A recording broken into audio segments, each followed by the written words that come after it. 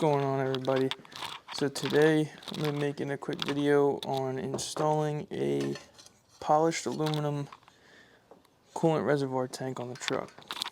So Evil Energy was nice enough to send this out to me.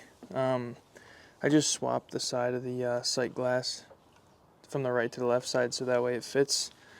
I'm going to kind of be going over how I'm going to install this in here, because obviously this is going to look a lot better.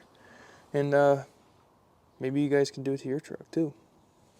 So this is going to be a fairly easy install. I'm going to be using rib nuts. We're going to try and see if this will work. You got to get your intake out of the way.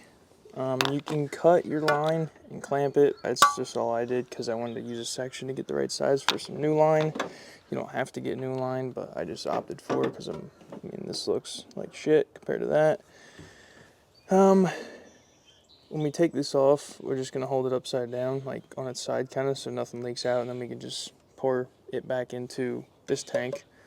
Unbolt it, pops right up. So once you get all that out of the way, I'll go into and explain a little bit more. So I took the cab vent off of here.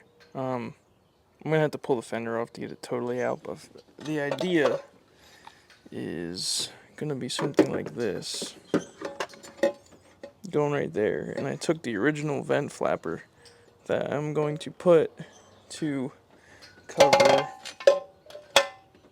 cover up this rest of this hole here, because you don't want to totally cover it. But whenever I got to get the right drill bit size. So today for these rib nuts, I just got these at AutoZone, like 20 bucks.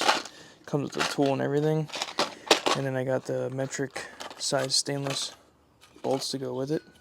So once I get the right drill bit size, get this all marked up, drill the holes, and I'm going to be using the old hose and cutting little bushings for the bolts themselves, just so that way that's not bolted metal to metal, so it'll have a little bit of wiggle.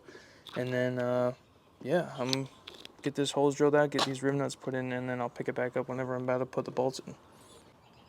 So this is what we ended up coming as our final product. Now I still got to give a little bit more line for the vent tube that goes on the top, but she's solid. Got those rubber grommets on there. I ended up shaving the heads of the bolts down.